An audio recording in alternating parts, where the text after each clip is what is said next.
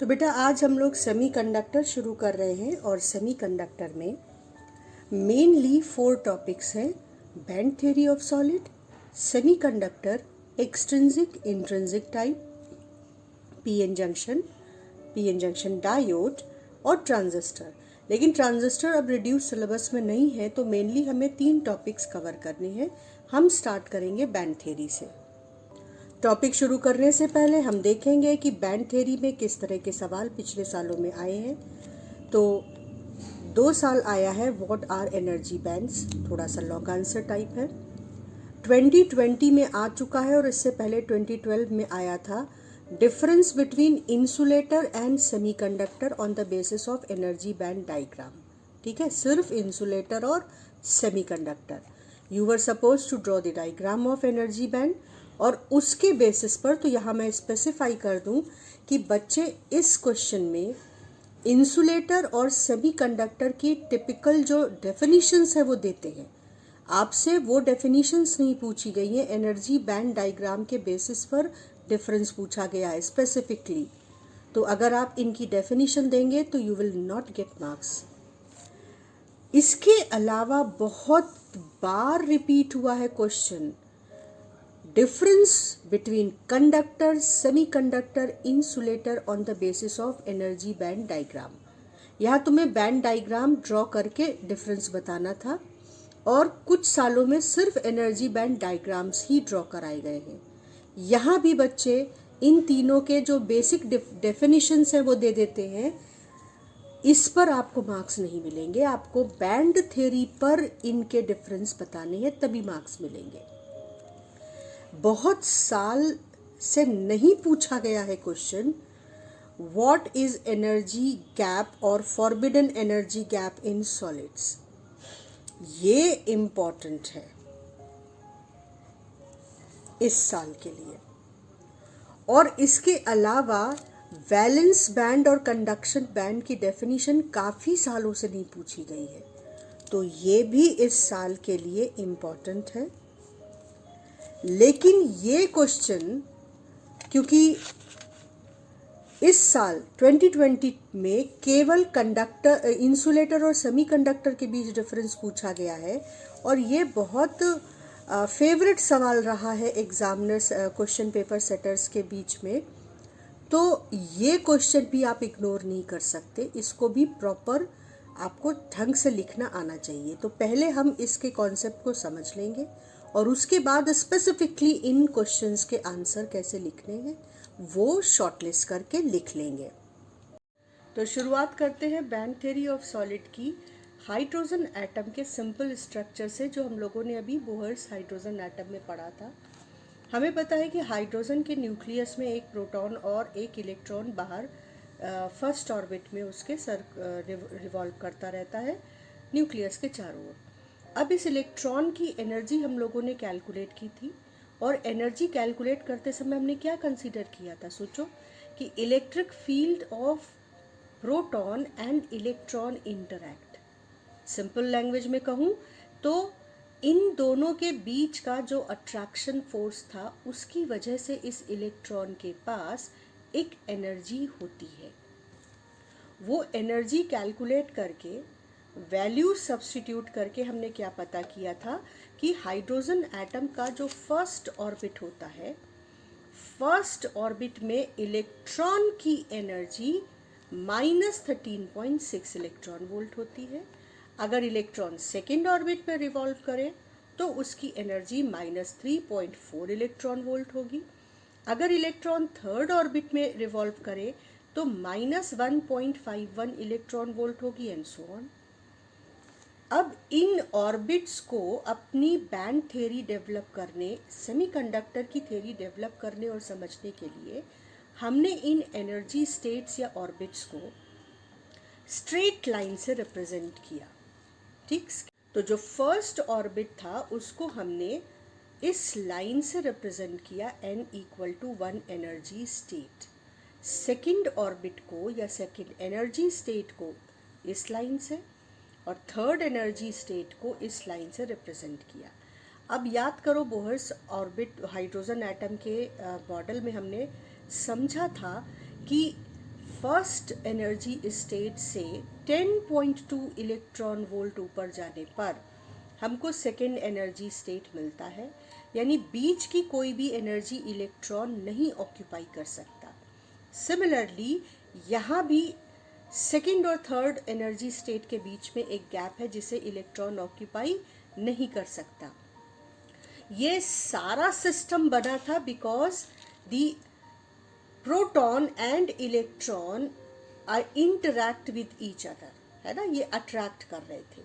अब हमारे माइंड में ये बात बनी रहे कि इन दोनों के बीच के इंटरैक्शन से ये एनर्जी स्टेट्स डेवलप हुई थी और इनके बीच की एनर्जी गैप भी। और हमने कहा था कि हाइड्रोजन एटम के पास डिस्क्रीट एनर्जी स्टेट्स हैं, मतलब ठीक 13.6 इलेक्ट्रॉन वोल्ट, ना इससे ज़रा ऊपर ना इससे ज़रा भी कम। और इसीलिए इस लाइन से रिप्रेजेंट किया था कि सिर्फ यही value n equal to 1 energy state में जो इलेक्ट्रॉन होगा उसके पास होगी, सिर्फ यही वैल्यू n इक्वल टू 2 में जो इलेक्ट्रॉन होगा उसके पास होगी। Specific, discrete, quantized value. और इनके 3.4 से न ज़रा सा ऊपर न ज़रा सा नीचे एनर्जी वैल्यू इलेक्ट्रॉन की होगी n इक्वल टू 2 स्टेट में, और ये एनर्जीज तो इलेक्ट्रॉन के पास रह ही नहीं सकती। इसके अलावा केमिस्ट्री में हम लोगों ने थोड़ा सा और पढ़ा, और वो था कि हर एनर्जी स्टेट की जो प्रिंसिपल क्वांटम नंबर है n equal to 1, n equal to 2, n equal to 3 and so on, ठीक, वो फर्दर क्वांटम स्टेट्स में डिवाइडेड थी। n इक्वल टू 1 के पास एक ऑर्बिटल होता है s ऑर्बिटल, और उस s ऑर्बिटल में 2 क्वांटम स्टेट्स होती हैं। याद करो, 2 क्वांटम स्टेट्स होती हैं, एक पॉजिटिव स्पिन हाफ के लिए और एक नेगेटिव हाफ स्पिन के लिए। तो फर्स्ट एनर्जी स्टेट के पास एक s ऑर्बिटल और उसकी 2 क्वांटम स्टेट, इसलिए n equal to 1 energy state जो है उसके पास मैक्सिमम 2 इलेक्ट्रॉन रह सकते थे, क्योंकि पाउलीज एक्सक्लूजन प्रिंसिपल कहता है no quantum state can have more than 1 electron, ठीक है। इसी तरह से जो n equal to 2 energy state था उसके पास एक s ऑर्बिटल रहता था और एक p ऑर्बिटल। s के पास 2 क्वांटम स्टेट्स थी और p के पास 6 क्वांटम स्टेट्स थी। कैसे रिप्रेजेंट करते थे? s ऑर्बिटल में, केमिस्ट्री में हम लोग इस तरीके से s ऑर्बिटल को बनाते थे जिसमें ये 2 इलेक्ट्रॉन्स रह सकते हैं। p में हम लोग इस तरह के 3 बॉक्सेस बनाते थे और हर बॉक्स में 2 इलेक्ट्रॉन्स रह सकते थे। तो ये टोटल 6 इलेक्ट्रॉन्स रह सकते हैं, यानी 6 क्वांटम स्टेट्स p में, 2 क्वांटम स्टेट्स s में।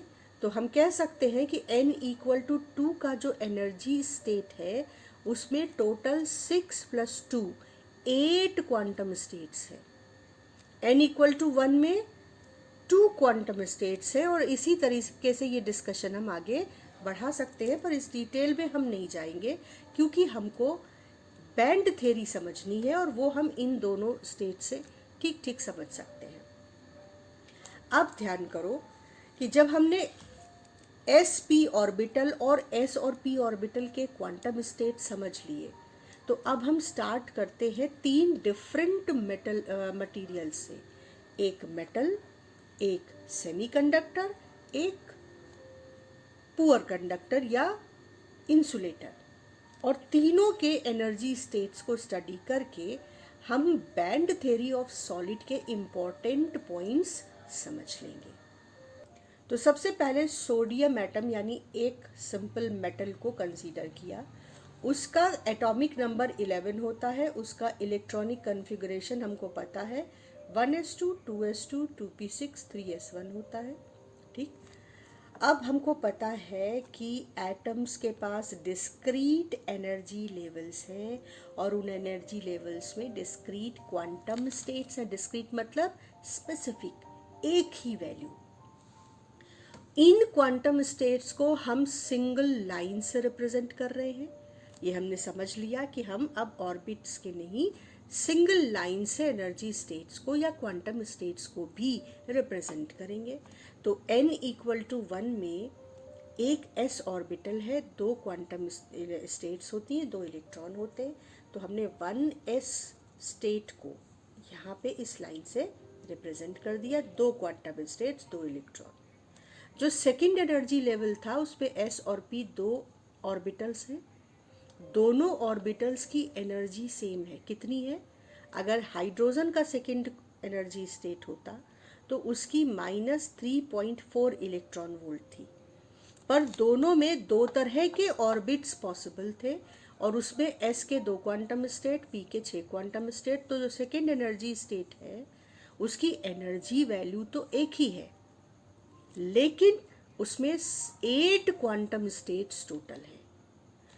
फर्स्ट एनर्जी लेवल एक ही ऑर्बिटल, दो क्वांटम स्टेट।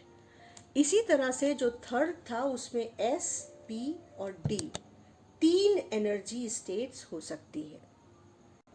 एनर्जी स्टेट्स नहीं बेटा, सॉरी, उसमें तीन ऑर्बिटल्स हो सकते हैं। जो थर्ड एनर्जी स्टेट है उसमें s ऑर्बिटल, p ऑर्बिटल और d ऑर्बिटल, तीन ऑर्बिटल्स हो सकते हैं। ठीक है, खैर, तो इस बेसिक इंफॉर्मेशन के बाद अब सोचो कि सोडियम के एक एटम की एनर्जी स्टेट्स हैं, डिस्क्रीट है, क्वांटाइज्ड है, स्पेसिफिक वैल्यूज हैं। लेकिन अगर सोडियम के बहुत सारे एटम्स पास आकर एक सॉलिड फॉर्म करें, तो जब सोडियम का सिर्फ एक एटम है तो प्रोटॉन्स और इलेक्ट्रॉन्स के आपस के इंटरैक्शन की वजह से ये एनर्जी स्टेट्स बनी थी। यानी इंटरैक्शन इन एनर्जी स्टेट्स को बनाने में पूरा रोल प्ले कर रहा है।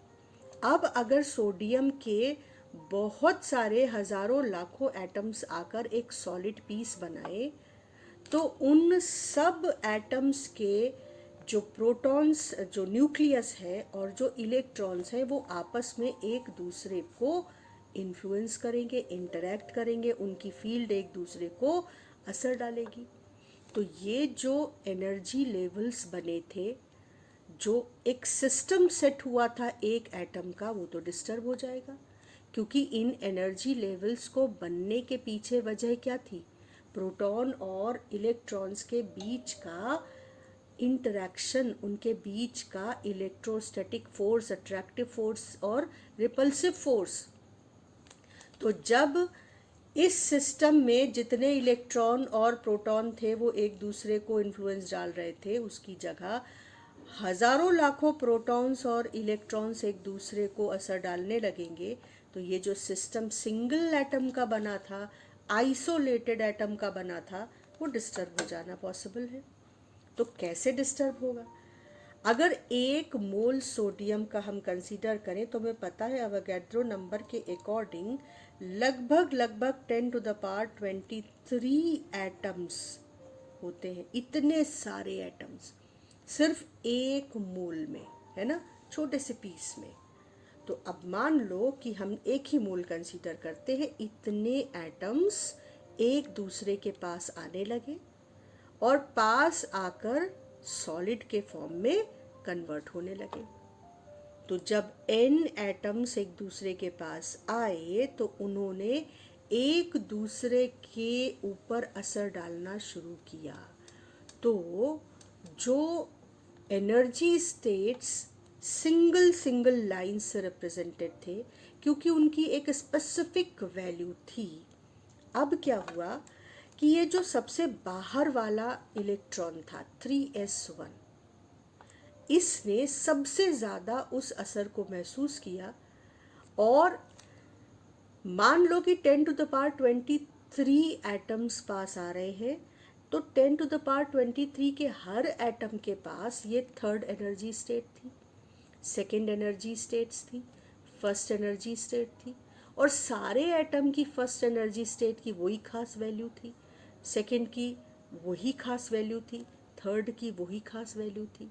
लेकिन जब ये एक दूसरे के पास आए और इनके प्रोटॉन्स और इलेक्ट्रॉन्स एक दूसरे पर अपनी अपनी फील्ड से असर डालने लगे, तो जो 3s इलेक्ट्रॉन था, उस 3s इलेक्ट्रॉन ने अपने आसपास के जो इलेक्ट्रॉन्स थे, प्रोटॉन्स थे, जो उसके पड़ोसी एटम्स के इलेक्ट्रॉन्स प्रोटॉन्स थे, उनके इन्फ्लुएंस में इस एनर्जी लेवल ने खुद को रीसेट किया, और जो इसकी खास वैल्यू थी, इन्फ्लुएंस के डिपेंडेंट इस खास वैल्यू से ये ज़रा सा या तो ऊपर बढ़ गई या ज़रा सा नीचे आ गई, डिपेंडिंग अपॉन कि कितने एटम्स इसको किस तरीके से असर डाल रहे हैं। इसी तरह से 10⁻23 एटम्स में हर एटम के इस थर्ड स्टेट के एनर्जी लेवल के इलेक्ट्रॉन ने अपनी एनर्जी को रीडिस्ट्रीब्यूट किया, रीसेट किया, और वो इस वैल्यू से ज़रा सा नीचे आ गया या ज़रा सा ऊपर आ गया, डिपेंडिंग अपॉन उसके पड़ोसियों के कि उसे कैसा इन्फ्लुएंस एक्सपीरियंस हो रहा है।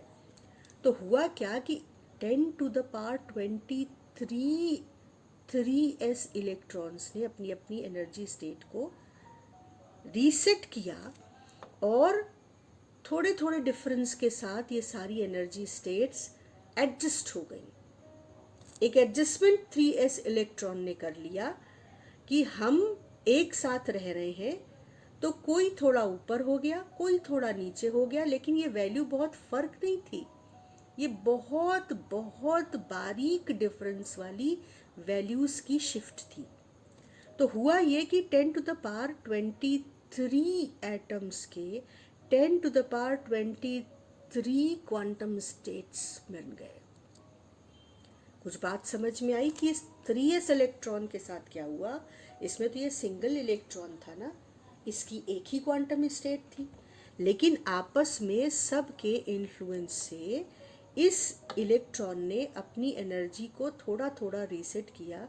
तो 10⁻23 3s इलेक्ट्रॉन्स ने अपनी एनर्जी को रीसेट किया, तो जो सॉलिड की थर्ड एनर्जी स्टेट थी, अब उसकी सिंगल वैल्यू नहीं थी, अब उसकी वैल्यू ये रेंज थी, और ये बहुत बारीक डिफरेंस वाली एनर्जी स्टेट्स थी, थर्ड एनर्जी स्टेट थी। कि मान लो कि अगर ये हाइड्रोजन की थर्ड एनर्जी स्टेट होती, जिसकी वैल्यू थी -1.51 इलेक्ट्रॉन वोल्ट। अब हाइड्रोजन के बहुत सारे एटम आकर अगर एक सॉलिड बनाते, तो 1.51 से किसी की 1.5 0 हो जाती, किसी की 1.52 हो जाती।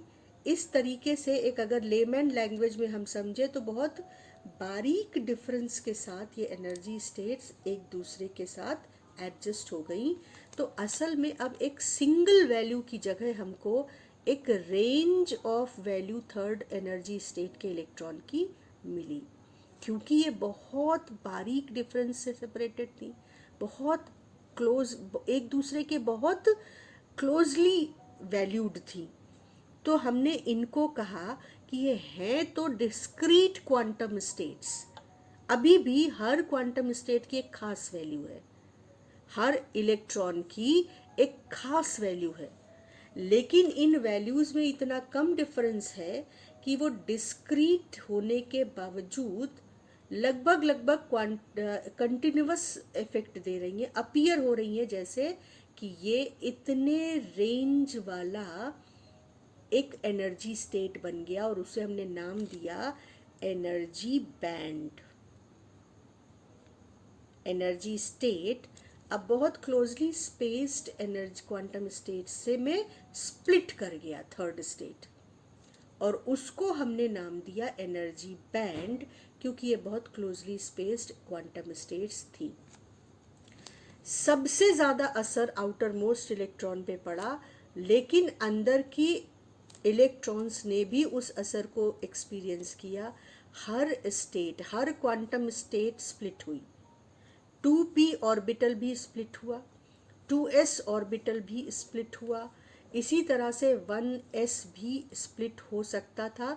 लेकिन जो न्यूक्लियस के बिल्कुल पास का एनर्जी स्टेट था वो सबसे कम स्प्लिट होता है, या लगभग ना के बराबर, यानी इस पे सबसे कम असर पड़ता है। और बाहर वाले एनर्जी स्टेट पे सबसे ज़्यादा असर पड़ता है।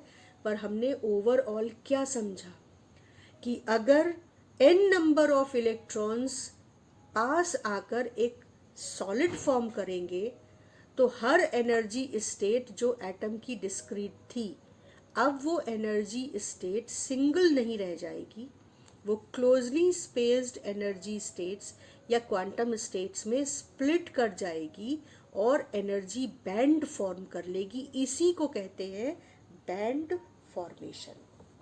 जो कुछ अभी हमने बात की वो सब यहाँ पर शॉर्ट में लिख भी दिया कि आप इसको पॉइंट वाइज अपनी कॉपी में लिख सकते हैं, समझ सकते हैं और दोबारा से इसको खुद को चर्न कर सकते हैं कि भाई हमने क्या सीखा।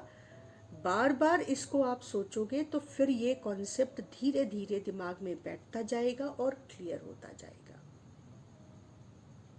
अब थोड़ा सा और आगे बढ़ते हैं। हमको पता है कि 1s में 2 क्वांटम स्टेट्स हैं।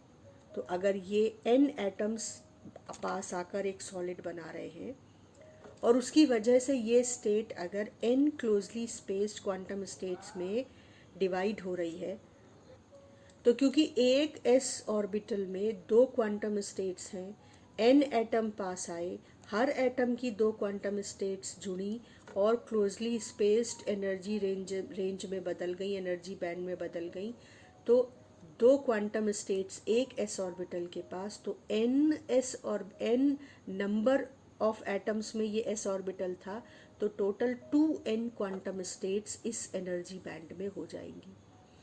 2s में भी इसी लॉजिक से 2n क्वांटम स्टेट्स हो जाएंगी। 2p में इसी लॉजिक से एक p ऑर्बिटल में 6 क्वांटम स्टेट्स होती हैं।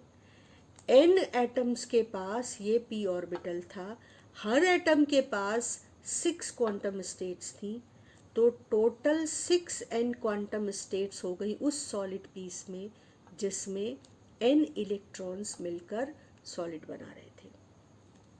और इसी तरह से जो ये लास्ट वाला सोडियम का s ऑर्बिटल था, इसमें भी 2n क्वांटम स्टेट्स हो गई। तो ये एक जनरल डिस्कशन हो गया। अब आते हैं हम लोग इस सवाल पर कि इन मटेरियल्स का जो बिहेवियर है, कि कोई कंडक्टर है, कोई सेमीकंडक्टर है और कोई इंसुलेटर है, ये कैसे डिसाइड हुआ। तो हम लोगों ने सिंपल तरीके से समझा कि भाई ये जो एक इलेक्ट्रॉन था ये लूजली बाउंड था अपने न्यूक्लियस से। न्यूक्लियस हम यहाँ दिखा सकते हैं, है ना, ये सबसे पास वाला ऑर्बिट होता था। तो न्यूक्लियस से सबसे दूर था, लूजली बाउंड था, ये आराम से इलेक्ट्रॉन बाहर निकल जाता था और इसीलिए ये कंडक्शन के काम आता था। अब क्योंकि हमको एक सॉलिड स्टेट पूरी थ्योरी डेवलप करनी थी, तो उसको आसानी से समझने के लिए हमने इन एनर्जी स्टेट्स का और एनर्जी बैंड्स का कॉन्सेप्ट डेवलप किया।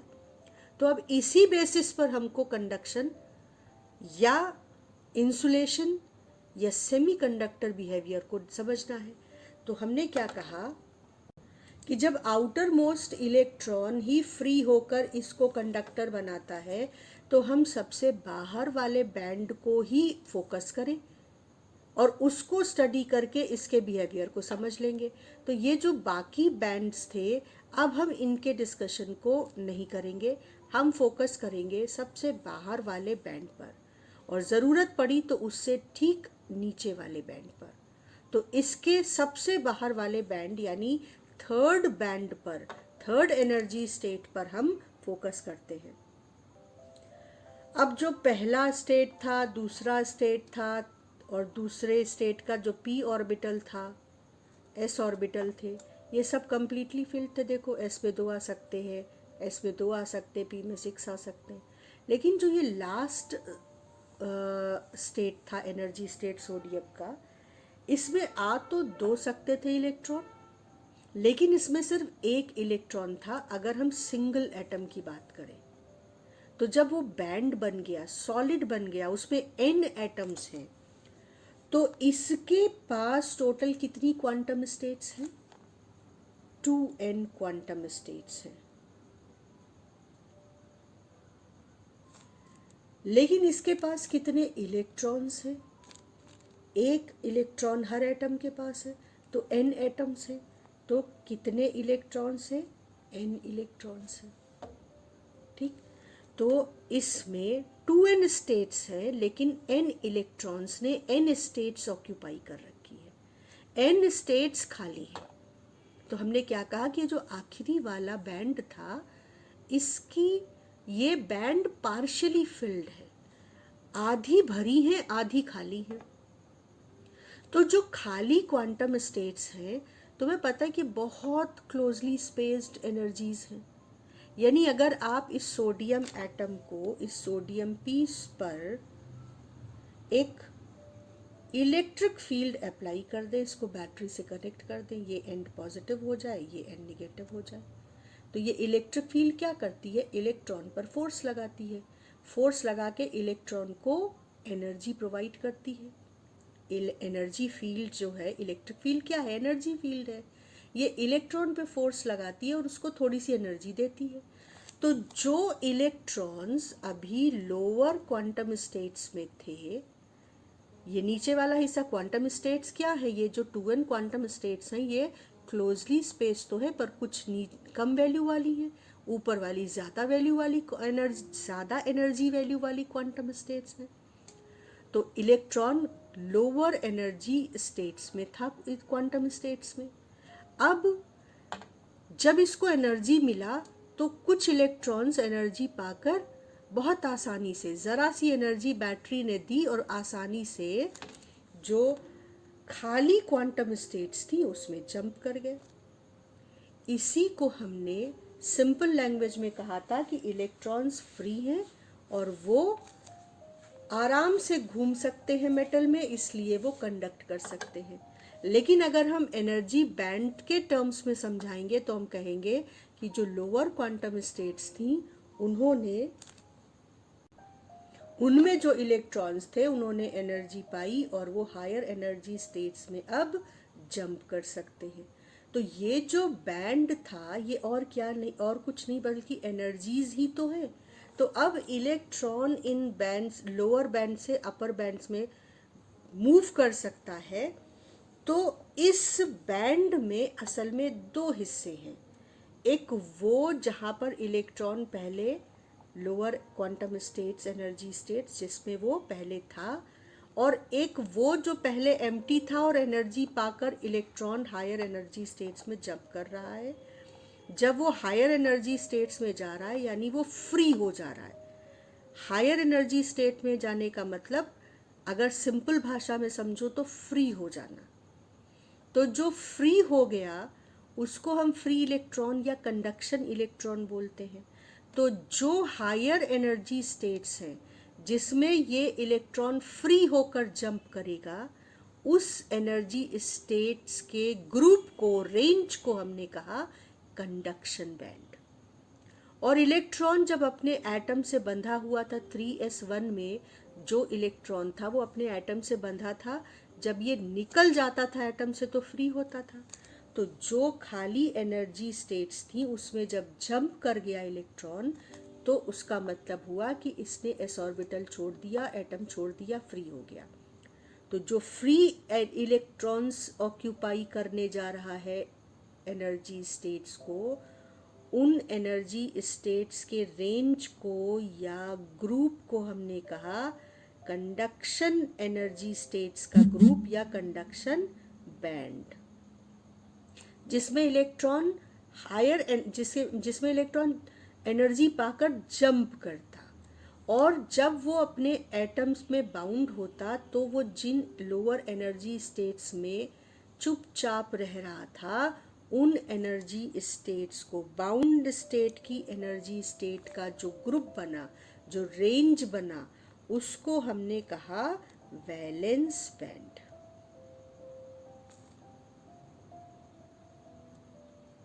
ये वैलेंस इलेक्ट्रॉन जब बाउंड था तो जिन एनर्जी स्टेट्स में था थर्ड, जिन क्वांटम स्टेट्स में था थर्ड एनर्जी स्टेट की, वो वैलेंस बैंड कहलाया।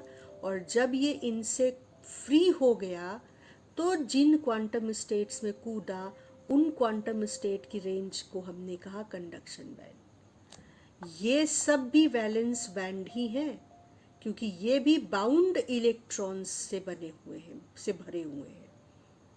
लेकिन हमें इंटरेस्ट सिर्फ बाहर वाली ही इन दो बैंड्स पर है। एक फ्री इलेक्ट्रॉन का बैंड, फ्री इलेक्ट्रॉन का एनर्जी रेंज, और एक उससे ठीक नीचे वाली बाउंड इलेक्ट्रॉन का एनर्जी रेंज। लेकिन सोडियम के पास बढ़िया बात क्या थी कि उसका थर्ड एनर्जी स्टेट से जो बैंड बना, उस बैंड में ही आधे भरे और आधे खाली थे। तो उसी बैंड में आधा हिस्सा वैलेंस बैंड बन गया और आधा हिस्सा कंडक्शन बैंड बन गया।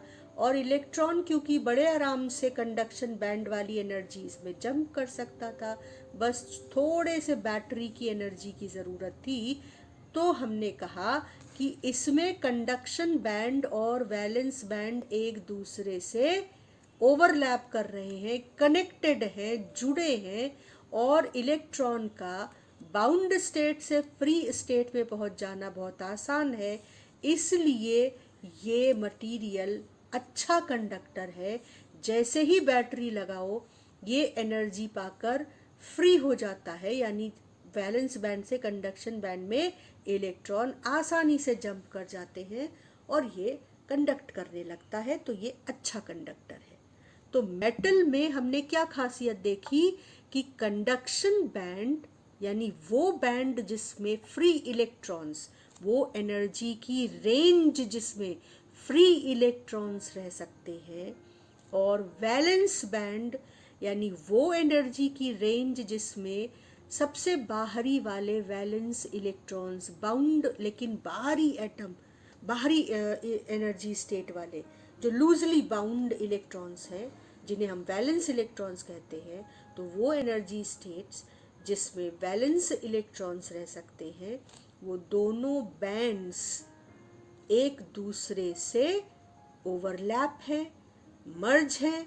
और इसलिए हमने कहा कि जिस भी मटेरियल में कंडक्शन बैंड और वैलेंस बैंड ओवरलैप करेंगे, एनर्जी गैप होगा ही नहीं, नेग्लिजिबल एनर्जी गैप है, वो मटेरियल्स अच्छे कंडक्टर होंगे। दूसरी लैंग्वेज में, जिनके कंडक्शन बैंड और valence band without energy gap होंगे, वो मटेरियल्स अच्छे कंडक्टर होंगे, क्योंकि इलेक्ट्रॉन इजीली बाउंड स्टेट से यानी वैलेंस बैंड से फ्री स्टेट यानी कंडक्शन बैंड में जंप कर सकता है। उम्मीद है कि तुमको ये बात समझ में आई होगी। अब सोडियम के एनर्जी बैंड स्ट्रक्चर का ये सारा डिटेल मैंने लिखा है, मैं एक बार स्क्रॉल करके तुम्हें दिखा देती हूँ।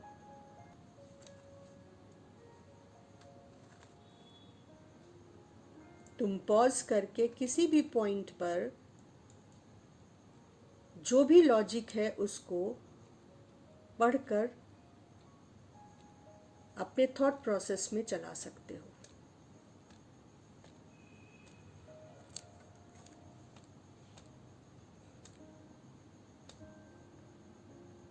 और नोट भी कर सकते हो।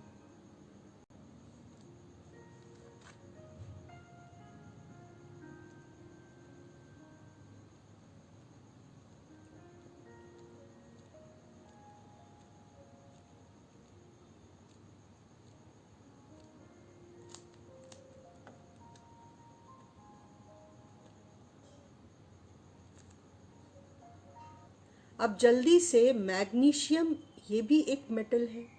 इसके कॉन्फ़िगरेशन को देखकर जो हमने लॉजिक समझा उसको एक और एटम पर अप्लाई कर लेते हैं।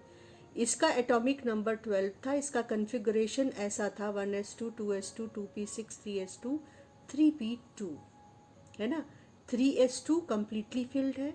जो p ऑर्बिटल है थर्ड एनर्जी स्टेट्स का, उसमें दो क्वांटम मतलब जो p ऑर्बिटल की दो क्वांटम स्टेट्स भरी हैं और 4 क्वांटम स्टेट्स खाली हैं। अब यहाँ पे क्या हुआ कि ये जो एनर्जी स्टेट्स हैं, जब ये मैग्नीशियम एटम बहुत सारे n एटम मिलकर एक सॉलिड में बदले, तो ये एनर्जी स्टेट्स तो जैसा डिस्कशन था कंप्लीटली फिल्ड है, पूरा है, ठीक है। बाहर वाली इस थर्ड एनर्जी स्टेट पर फोकस करते हैं।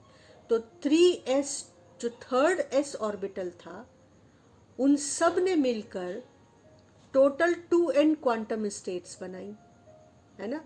और जो 3p था उसके पास कितनी थी, इसको करेक्ट कर लो बेटा, ये तो 12 ही है ना इलेक्ट्रॉन्स, तो 1s2 2s2 2p6 और 3s2 बस। 3p के पास कोई भी इलेक्ट्रॉन नहीं है ना। तो जो थर्ड क्वांटम स्टेट, थर्ड का s ऑर्बिटल था, उसकी दोनों क्वांटम स्टेट्स फिल्ड थी। अब यहाँ देखो, जब ये n एटम्स मिलकर एक सॉलिड बना लिए, तो जो थर्ड स्टेट थी उसका जो s ऑर्बिटल था, उसके पास 2n क्वांटम स्टेट्स थी और वो कंप्लीटली फिल्ड थी। अब ये जो थर्ड एनर्जी स्टेट का s ऑर्बिटल था, ये जब स्प्लिट हुआ n एटम्स के पास आने पर, तो ये स्प्लिट होकर जो p ऑर्बिटल्स की एनर्जी स्टेट्स थी उनके साथ ओवरलैप कर गया, मर्ज कर गया। तो जब ये 2n completely filled s orbital की quantum states 6n quantum states of p orbital के साथ ओवरलैप कर गई, मर्ज कर गई, तो अब इन 2n इलेक्ट्रॉन्स के पास आसानी से इन एम्प्टी 6n स्टेट्स में कूदने का मौका था। तो जैसे ही थोड़ी भी इलेक्ट्रॉन एनर्जी इलेक्ट्रॉन को मिले, तो एम्प्टी वैलेंस बैंड, ये जो ब्लू कलर से दिख रहा है यहाँ से, वैलेंस बैंड से इलेक्ट्रॉन एम्प्टी कंडक्शन बैंड में जंप कर जाता था। मतलब ये दोनों इलेक्ट्रॉन आसानी से फ्री हो जाते थे और फ्री इलेक्ट्रॉन्स की वजह से कंडक्शन स्टार्ट हो जाता था। तो जैसे सोडियम एटम में जो 3s ऑर्बिटल था, वो अपने में ही आधा खाली और आधा भरा था, और इस वजह से जो वैलेंस बैंड था यानी भरा हुआ हिस्सा, और जो कंडक्शन बैंड था यानी खाली हिस्सा, हमने कहा वो ओवरलैप कर रहे हैं। यहाँ पर 3s ऑर्बिटल और 3p ऑर्बिटल में जो s ऑर्बिटल था वो तो उसके क्वांटम स्टेट सारे भरे थे, लेकिन p ऑर्बिटल खाली था।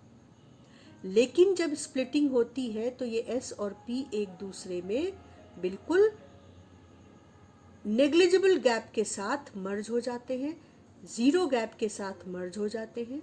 तो अब s ऑर्बिटल के 2n क्वांटम स्टेट्स के फिल्ड इलेक्ट्रॉन्स इजीली इन 6n एम्प्टी स्टेट्स में जंप कर सकते हैं। तो यहाँ भी वही केस हो गया कि कंडक्शन बैंड जो कि एम्प्टी था और वैलेंस बैंड जो कि कंप्लीटली फिल्ड था, उसमें इलेक्ट्रॉन्स का ट्रांजिशन आराम से हो सकता था। इसलिए हमने कहा कि ये भी एक कंडक्टर है। यानी कंडीशन तो वही कि कंडक्शन बैंड और वैलेंस बैंड एक दूसरे के बहुत पास थे, एनर्जी गैप नहीं था, ओवरलैप कर रहे थे। तो मेटल्स का हमने कंक्लूड किया। हमने कहा कि हमसे कोई अगर कंडक्टर के बारे में पूछेगा कि एनर्जी बैंड के बेसिस पर उसका बिहेवियर डिस्क्राइब करो, तो हम केवल दो आउटर मोस्ट बैंड्स का डिस्कशन करेंगे, क्योंकि उन्हीं के बेसिस पर उनका बिहेवियर डिसाइड हो रहा है। एम्प्टी बैंड जिसमें फ्री इलेक्ट्रॉन हो सकता है, कंडक्शन बैंड, और फिल्ड बैंड जिसपे बाउंड इलेक्ट्रॉन्स, वैलेंस इलेक्ट्रॉन्स रहते हैं, वैलेंस बैंड, वो दोनों जब एक दूसरे को ओवरलैप करेंगे, उनके बीच एनर्जी गैप नहीं होगा, तब वो मटेरियल कंडक्टर की तरह बिहेव करेगा। तो ये बैंड थ्योरी के बेसिस पर कंडक्टर की खासियत हो गई कि इसमें कंडक्शन बैंड और वैलेंस बैंड ओवरलैप करते हैं, उनके बीच एनर्जी गैप नहीं होता। अब आ जाते हैं सेमीकंडक्टर मटेरियल पर, यानी सिलिकॉन के एटम को जरा देखते हैं कि उसका क्वांटम स्टेट्स का कॉन्फ़िगरेशन कैसा कैसा है। सिलिकॉन का एटॉमिक नंबर 14, तो 1s2 2s2 2p6 3s2, और अब p ऑर्बिटल में भी 2 इलेक्ट्रॉन्स जाएंगे, 2 क्वांटम स्टेट्स p ऑर्बिटल की भी भरेंगी जब सिंगल एटम की बात करें। लेकिन अगर आप जब n एटम्स को मिलाकर सिलिकॉन के सॉलिड को फॉर्म करेंगे तो 2 quantum states 2 quantum states 6 quantum states 2 quantum states 6 quantum states और n एटम मिल गए। तो जब n एटम मिल गए तो इन सारे का डिस्कशन तो नहीं करना है, सिर्फ आउटर मोस्ट को देखें क्योंकि यही इसके बिहेवियर को गवर्न करेगा। तो जब n एटम्स मिल गए तो हर इलेक्ट्रॉन के हर एटम के पास 2s इलेक्ट्रॉन्स थे।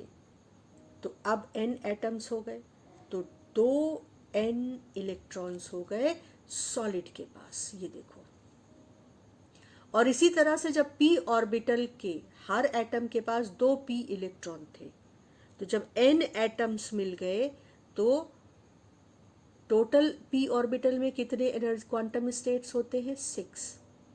तो जब p ऑर्बिटल्स हर एटम के मिलेंगे तो 6n क्वांटम स्टेट्स, जिसमें से केवल 2 क्वांटम स्टेट्स यानी 2n क्वांटम स्टेट्स भरी होंगी, 4n क्वांटम स्टेट्स सॉलिड में खाली होंगी। लेकिन यहाँ पर बिहेवियर सिलिकॉन एटम का अलग हो जाता है। यही वजह है कि सिलिकॉन, जर्मेनियम ये ना तो इंसुलेटर है ना ये कंडक्टर है, ये बीच का बिहेवियर रखते हैं। तो अब इनके साथ क्या हुआ, इसको हम एक अलग डायग्राम से समझते हैं। कोशिश करो, मुश्किल नहीं है लेकिन थोड़ा फोकस करना पड़ेगा। ये है वो डायग्राम जिससे हमें सिलिकॉन एटम के अंदर का राज समझ में आएगा। जब एटम दूर दूर थे सिलिकॉन के तो उनके पास डिस्क्रीट एनर्जी लेवल्स थे। ये 3s2 थर्ड एनर्जी लेवल का s ऑर्बिटल, ये थर्ड एनर्जी लेवल का p ऑर्बिटल का डिस्क्रीट एनर्जी लेवल। तुम्हें पता है कि ये थर्ड एनर्जी स्टेट मतलब एक ही एनर्जी वैल्यू है, इसमें केवल ऑर्बिटल्स अलग अलग हैं, s शेप वाले ऑर्बिटल और p शेप वाले orbital. 2 quantum state s orbital के पास और 6 क्वांटम स्टेट्स p ऑर्बिटल के पास। अच्छा, अब हमने कहा कि अब n एटम्स, अच्छा जब n एटम्स एक दूसरे से दूर दूर हैं तो हर एटम के टोटल n एटम है ना, तो जो s ऑर्बिटल है, सारे n एटम्स जो दूर दूर हैं अभी एक दूसरे पे असर नहीं डाल पा रहे हैं, उनके पास कुल 2n क्वांटम स्टेट्स हैं। वो पूरी की पूरी 2n इलेक्ट्रॉन से भरी हुई हैं। जो p ऑर्बिटल है उसमें टोटल 6n क्वांटम स्टेट्स हैं, जो कि सिर्फ 2n quantum states 2n electron से भरी हैं और 4n क्वांटम स्टेट्स खाली हैं। इन दोनों को एक साथ अगर देखो तो तुम देखोगे कि टोटल 8n क्वांटम स्टेट्स हैं और उसमें 4n यानी आधी भरी हुई है। ठीक, ये कब का हाल है? जब एटम्स बहुत दूर दूर हैं, एक दूसरे पर असर नहीं डाल रहे हैं, लेकिन टोटल n एटम्स को एक साथ हम ऑब्जर्व कर रहे हैं। अब एटम्स जो है वो पास आना शुरू करते हैं। ये जो लाइन है एक्स एक्सिस, इस पर हम एटम्स के बीच की डिस्टेंस प्लॉट कर रहे हैं और ये एनर्जी वैल्यूज हैं। जब एटम पास आना शुरू हुए तो हमने समझ लिया है कि हर क्वांटम स्टेट स्प्लिट करेगी, कुछ थोड़ी हल्की सी ऊपर शिफ्ट हो जाएंगी, कुछ हल्की सी नीचे शिफ्ट हो जाएंगी और बैंड फॉर्मेशन होगा। तो देखो, ये जो थर्ड p ऑर्बिटल था, थर्ड स्टेट थी, उसमें जो p ऑर्बिटल की क्वांटम स्टेट्स थी वो हल्का हल्का शिफ्ट होने लगी और जो s की क्वांटम स्टेट्स थी वो भी हल्का हल्का शिफ्ट होने लगी। स्प्लिटिंग हो गई। स्प्लिटिंग हुई, लेकिन एटम्स पास आ रहे हैं, पास आ रहे हैं, पास आ रहे हैं। सॉलिड फॉर्मेशन के लिए ये क्लोज हो रहे हैं। यूँ कह सकते हैं हम कि जो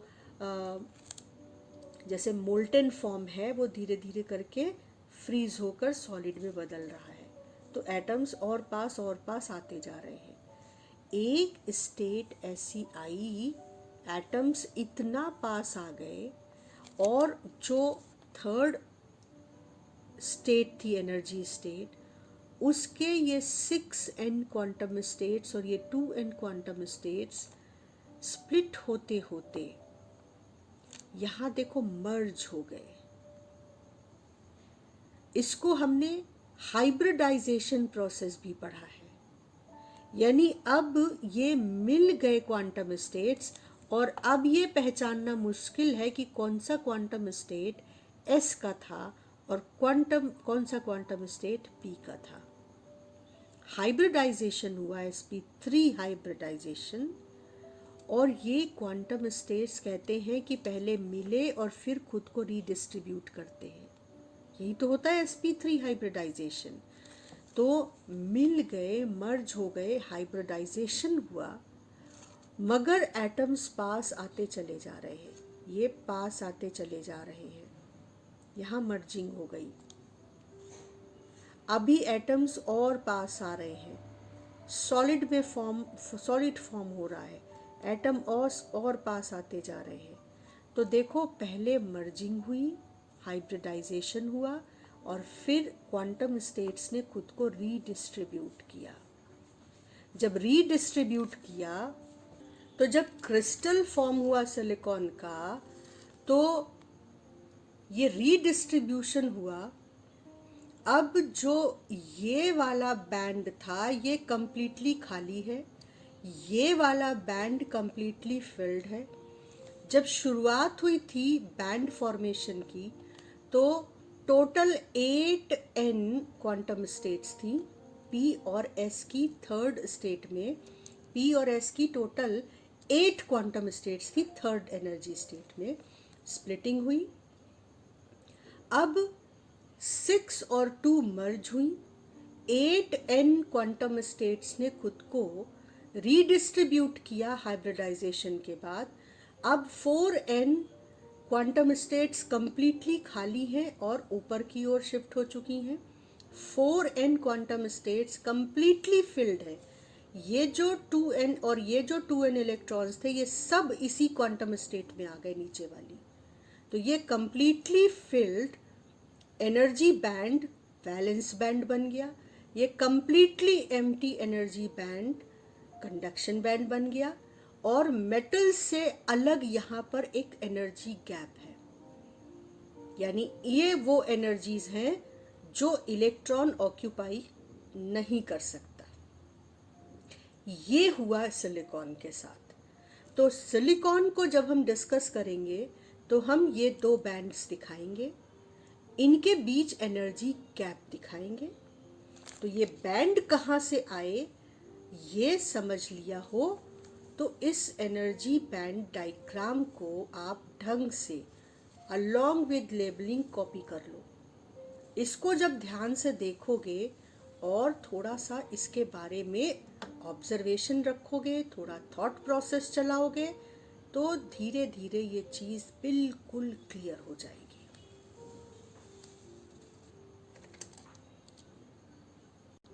तो अब हम जब बात करेंगे तो हम इन दो बैंड्स के बारे में केवल बात करेंगे। कंडक्शन बैंड जो पूरी तरह से खाली है 4n quantum states, valence band जो पूरी तरह से फिल्ड है 4n क्वांटम स्टेट्स, और इनके बीच का एनर्जी गैप जो 1 इलेक्ट्रॉन वोल्ट है सिलिकॉन में। तो हमने सेमीकंडक्टर को कैसे डिफाइन किया?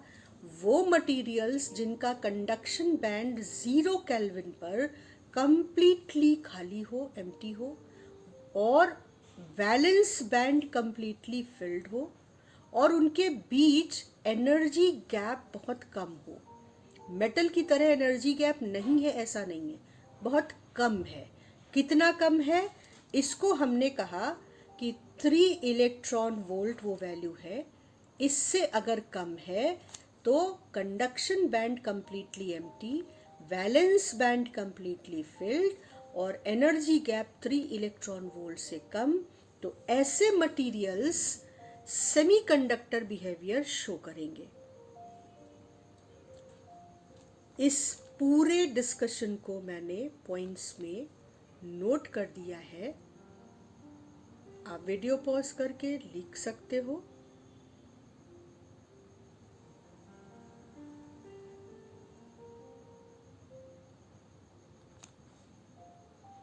तो हमने कंक्लूड किया कि भाई ये एनर्जी डायग्राम सेमीकंडक्टर के लिए बनेगा, जिसमें 2 बैंड्स बनाएंगे, completely empty conduction band, completely filled valence band, 0 kelvin पर। टेम्परेचर बढ़ेगा, रूम टेम्परेचर पर कुछ इलेक्ट्रॉन्स इतनी एनर्जी पा लेंगे कि वो इस छोटे से गैप को जंप करके कंडक्शन बैंड में पहुंच जाएंगे। इसको अगर सिंपल लैंग्वेज में कहे तो एटम्स, कुछ इलेक्ट्रॉन्स अपने एटम से अलग हो जाएंगे क्योंकि वो लूजली बाउंड थे अपने एटम के साथ, और ये एनर्जी गैप 3 इलेक्ट्रॉन वोल्ट से कम होगा, तभी ये जंप करना आसान होगा। तो ये बिहेवियर सेमीकंडक्टर मटेरियल्स का तब होगा जब कंडक्शन और वैलेंस बैंड एक छोटे एनर्जी गैप से सेपरेटेड हो। अब आ जाते हैं कार्बन के डायमंड फॉर्म पर, जो कि एक इंसुलेटर है। अब क्योंकि हम पूरा प्रोसेस, ये बैंड फॉर्मेशन का पूरा प्रोसेस समझ कर आ रहे हैं कि कैसे पास आने पर बैंड स्प्लिट करते हैं, मर्ज होते हैं और फिर रीडिस्ट्रीब्यूट हो जाते हैं, तो अब कार्बन के साथ ज़्यादा दिक्कत नहीं है। हमें पता है कि इसमें conduction band completely empty, valence band completely filled 0 kelvin पर, और बीच में एनर्जी गैप है। जो डायमंड फॉर्म है कार्बन का, उसमें ये एनर्जी गैप 6 इलेक्ट्रॉन वोल्ट है, बहुत ज़्यादा। यानी अगर आप इस मटेरियल के 2 एंड्स पर एक बैटरी कनेक्ट करके इलेक्ट्रिक फील्ड लगा दो, तो इतना बड़ा गैप जंप करके इलेक्ट्रॉन का वैलेंस बैंड से कंडक्शन बैंड में कूदना पॉसिबल नहीं है उस एनर्जी से, तो इसलिए कंडक्शन पॉसिबल नहीं है। या हम कह सकते हैं कि इस फॉर्म में जो सिंपल लैंग्वेज थी वो क्या थी कि इलेक्ट्रॉन एटम्स से बाउंड हैं और वो फ्री नहीं हो पाते, तो फ्री इलेक्ट्रॉन्स इस मटेरियल में नहीं है, वैलेंस बैंड से कंडक्शन बैंड में जंप नहीं कर सकते क्योंकि एनर्जी गैप बहुत ज़्यादा है। इसको हम अभी तक कैसे पढ़ते आए थे कि फ्री इलेक्ट्रॉन्स नहीं है मटेरियल में, और इस वजह से इसमें कंडक्शन पॉसिबल नहीं है। लेकिन अब हम जानते हैं माइक्रो लेवल पर, एटॉमिक लेवल पर, कॉन्फ़िगरेशन के लेवल पर कि ये जो गैप है वैलेंस इलेक्ट्रॉन का कंडक्शन बैंड में जंप करने के लिए, एनर्जी गैप जो है ये इतना ज़्यादा है कि ये थोड़ी एनर्जी जो बैटरी दे सकती है इन्हें, उससे जंप नहीं कर सकते, इसलिए इन मटेरियल्स में कंडक्शन पॉसिबल नहीं है। तो हमने कंक्लूड किया कि वो मटेरियल जिनके कंडक्शन बैंड और वैलेंस बैंड के बीच बहुत ज़्यादा एनर्जी गैप हो, कितना ज़्यादा, 3 इलेक्ट्रॉन वोल्ट से ज़्यादा, उनके वैलेंस इलेक्ट्रॉन्स का थोड़ी एनर्जी पाकर, फील्ड एनर्जी पाकर कंडक्शन बैंड में कूदना, जंप करना पॉसिबल नहीं है, मतलब फ्री होना पॉसिबल नहीं है, और इसलिए ये मटेरियल्स इंसुलेटर की तरह एक्ट करते हैं। Conduction band completely empty, valence band completely filled, separated by a large energy gap, are insulating materials. अब हम सारा कुछ समझने के बाद अपने क्वेश्चंस पर लौटते हैं और देखते हैं कि उनका आंसर हम स्पेसिफिकली शॉर्ट में क्या क्या लिखेंगे। पहला क्वेश्चन क्या था कि what is band theory of solid, तो आप शॉर्ट में देखो कैसे लिखोगे। बहुत कुछ समझा हमने, समझा तो लिखना आसान हो जाएगा। When n number of atoms come close to each other to form a piece of solid, energy states of each atom shifts a little in its value due to interaction of its energy field with energy fields of neighboring atoms, and thus each energy state और each quantum state splits into closely spaced n energy states or quantum states forming a band of energy। ये पहला point हो गया band theory of solid का। दूसरा point जो कि अपने आप में एक बहुत इम्पॉर्टेंट क्वेश्चन भी है इस साल के लिए, एम्प्टी और partially field energy band just above the valence band which is occupied by conduction electrons is called conduction band। conduction band की definition फिर से एक बार ध्यान से सुनो, empty और partially filled energy band just above valence band, इसको ठीक कर लो, just above valence band occupied by conduction electron is called conduction band। Third point जो कि अपने आप में फिर से एक बहुत इम्पॉर्टेंट क्वेश्चन है इस साल के लिए, completely filled energy band which is occupied by bound electrons, bound valence electrons is called valence band। और ये क्वेश्चन तो बहुत ज़्यादा इम्पॉर्टेंट है क्योंकि ये 2007 के बाद इधर कई सालों से नहीं पूछा गया है, तो ये बिल्कुल आपके पेपर में आपको मिल सकता है। Energy band which can not be occupied by any electrons is called forbidden energy gap. तो अब तुम देखो कि इतना लंबा जो हमने समझा था वो कितना सिंपल, एक पेज में सारा डिस्कशन आ गया। लेकिन अगर समझा नहीं हो तो यही याद करना बहुत बड़ा काम है, लेकिन अगर समझ लिया तो ये याद करना कुछ भी नहीं है। अब यहाँ पर देखो, हम लोगों ने तीनों डायग्राम्स तो बना लिए थे। अब इन तीनों को बैंड थ्योरी के बेसिस पर अगर डिफरेंस लिखने को आ जाए तो कैसे लिखेंगे, उसको एक नज़र देख लेते हैं। हम लोगों ने इसको बार बार समझ लिया है, अब उसको लिखने का तरीका भी बस देख लेते हैं। तो अब अगर डिफरेंस आ जाता है तीनों कंडक्टर, इंसुलेटर और सेमीकंडक्टर में, तो देखो तुम्हें क्या लिखना है। तुमको ये तीन डायग्राम्स बनाने हैं और कंडक्टर के लिए लिखना है materials in which conduction band overlaps valence band and valence electrons can easily jump into conduction band are called conductors। For semiconductor you will write at 0 Kelvin conduction band is completely empty, valence band is completely filled and they are separated by a small energy gap। These materials are called semiconductor। और insulator के लिए लिखना है completely empty conduction band and completely filled valence band separated by large energy gap, such materials are called insulators। और साथ में ये तीनों डायग्राम्स बनाना मस्ट है। तो ये भी इस साल के एक्सपेक्टेड क्वेश्चंस में से है। नेक्स्ट क्लास सेकंड सब टॉपिक की सेमीकंडक्टर एक्सट्रिंसिक, इंट्रिंसिक और उससे रिलेटेड बहुत बहुत इम्पॉर्टेंट डेफिनेशंस जो पिछले कई सालों में पूछी गई हैं।